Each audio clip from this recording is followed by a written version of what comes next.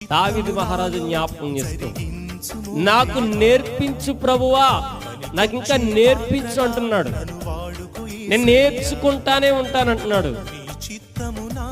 ఇంకా నేర్చుకుంటూనే ఉంటాను ప్రభు అంటున్నాడు. అంటే దైవజనంగా దేవుడి యొక్క చిత్తమును గూర్చి నువ్వు చచ్చేటంత వరకు నేర్చుకుంటూనే ఉండాలి. ఎందుకంటే ఆయన చిత్తం ఎప్పుడు ఏ రీతిగా ఉంటుంది ఎవరికి తెలియదు. దైవజనంగా ఆయన చిత్తం ఏ రీతిగా ఉంటుంది ఎవరికి తెలియదు. నేర్చుకుంటూనే ఉండాలి. ప్రతి దినము నీకు అనుభూతే, ప్రతి దినము దేవుడి యొక్క ఉద్దేశంలో నీకు అనుభూతే, ప్రతిరోజు దేవుని యొక్క ఉద్దేశం నీకు అనుభూతి కలిగిన ఉద్దేశమే వెళ్తారు తప్ప ఈ రోజుకి నేర్చుకున్నాం చాలే అంటే కుదరదు. దైవజనం ఇది భక్తి.